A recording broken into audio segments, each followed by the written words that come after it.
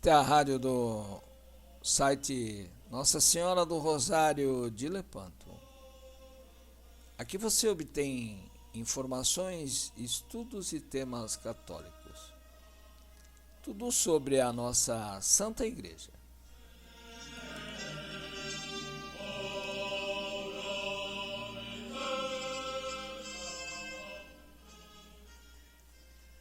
Nosso endereço é ansrlepanto.com.br.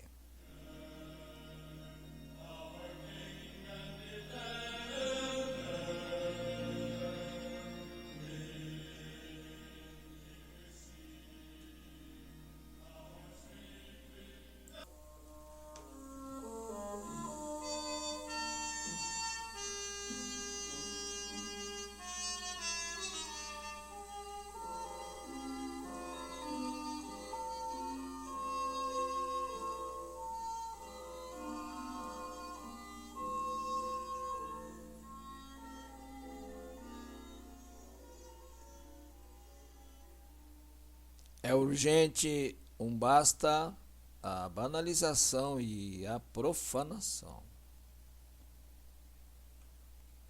Faz-me lembrar a parábola da festa do rei.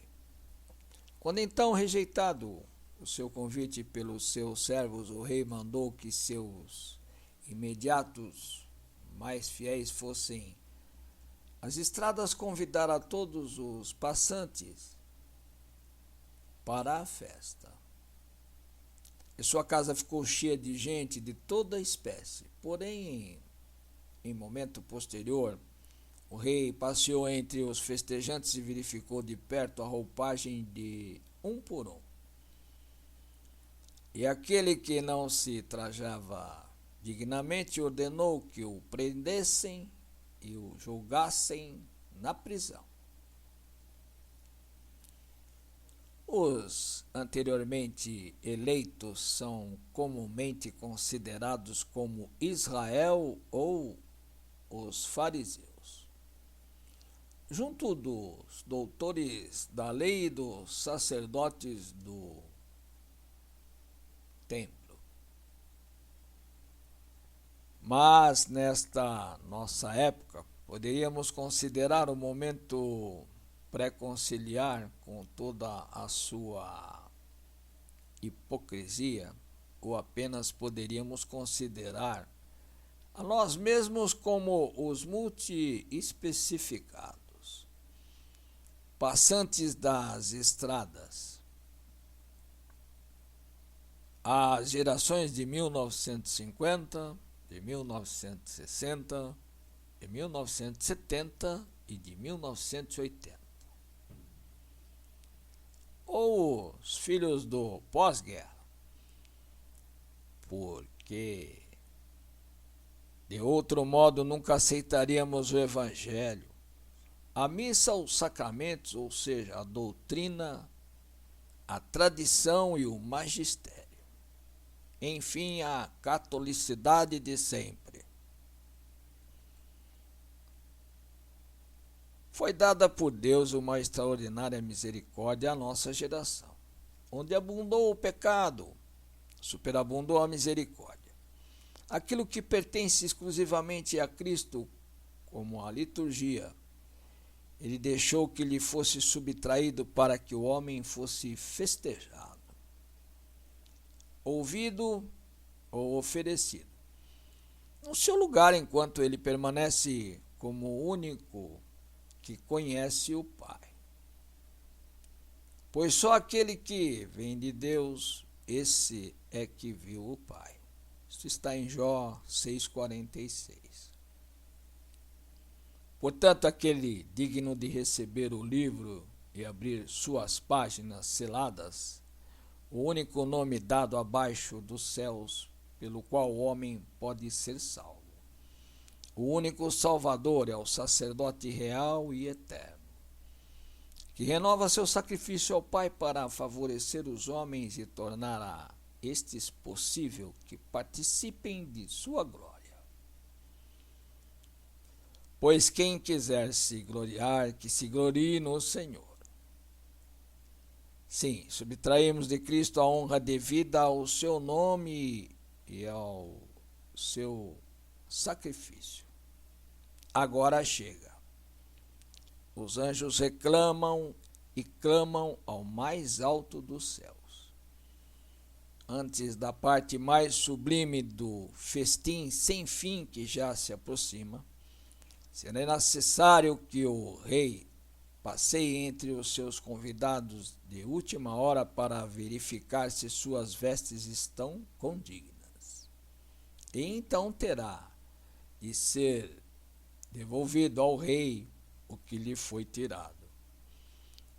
O seu sacrifício, a sua maior glória, não lhe será tirada e nem diminuída sem que o permita, e até quando o quiser. Mas necessariamente com o seu termo.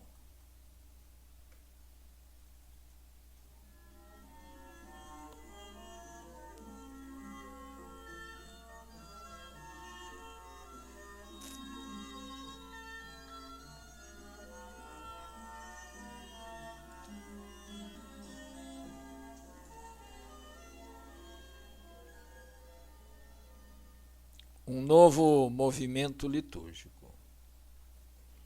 O cardeal Antônio Canizares, prefeito da Congregação para o Culto Divino,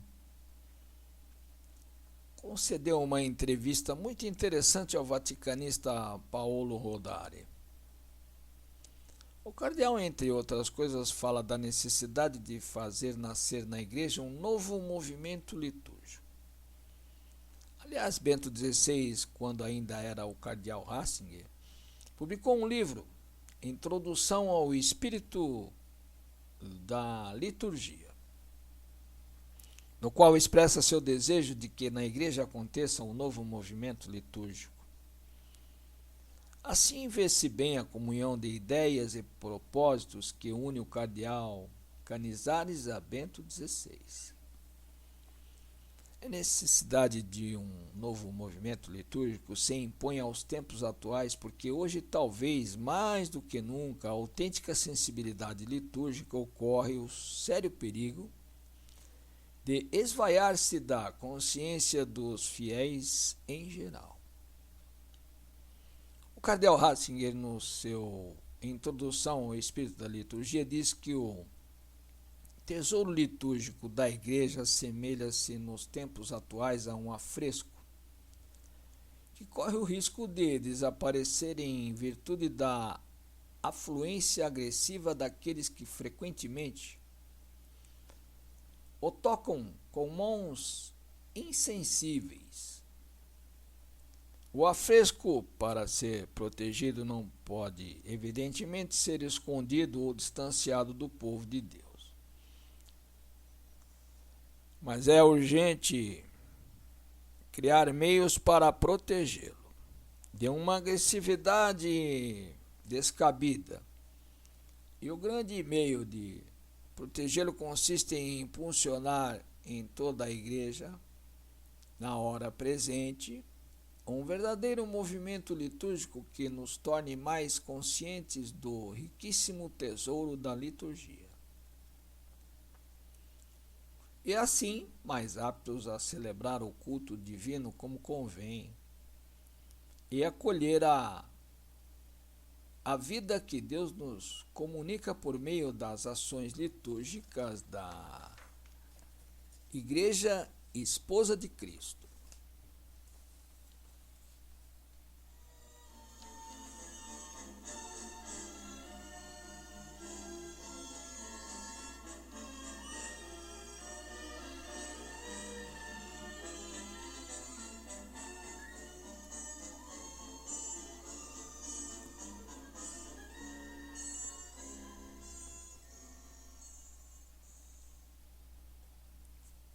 Bento XVI tem provocado, como pode, o tão almejado novo movimento litúrgico. Sobretudo com seu exemplo, o modo de o Papa celebrar a sua Piedade e reverência para com os sagrados mistérios, a reivindicação por palavras e gestos da centralidade de Deus no culto. O resgate de signos litúrgicos pertencentes à rica tradição da Igreja. A colocação do crucifixo no centro do altar e etc. Tudo isso tem já causado uma boa impressão em bispos e padres que anteriormente robustecidos procuram seguir os passos do vigário de Cristo na terra em sua luta contra a secularização da liturgia. A belíssima homilia da noite de Natal, Bento XVI disse que a liturgia é a primeira prioridade, todo o resto vem depois. E convidou a colocar em segundo plano outras ocupações, por mais importantes que sejam, para nos encaminhar para Deus, para deixar que Ele entre em nossa vida e em nosso tempo. Creio que a grande chave interpretativa do pontificado de Bento XVI seja a primazia de Deus. Primazia que se deve manifestar, antes de tudo, nas ações sagradas da liturgia. O prefeito da Congregação para o Culto Divino concedeu uma entrevista e, num dos trechos, ele diz: só uma igreja que viva da verdade da liturgia será capaz de dar o único que pode renovar, transformar e recriar o mundo. Deus, só Deus e sua graça. O mais próprio da liturgia é a presença de Deus. A liturgia é obra salvífica e regeneradora de Deus. Comunicação e participação de seu amor misericordioso. Adoração, reconhecimento de Deus é o que simplesmente nos pode salvar. Não podemos esquecermos de que a reforma litúrgica e o pós-concílio coincidiram com um clima cultural marcado ou dominado intensamente por uma concepção do homem como o Criador, o que dificilmente está em sintonia com uma liturgia que é, sobretudo, a ação de Deus e prioridade de Deus, direito de Deus e adoração de Deus, e também tradição, que recebemos aquilo que nos foi dado para sempre.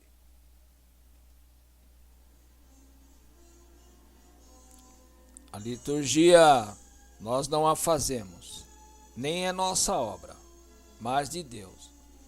A concepção do homem Criador conduz a uma visão secularizada de tudo, em que Deus com frequência não tem lugar. A paixão pela mudança e a perda da tradição ainda não foram superadas.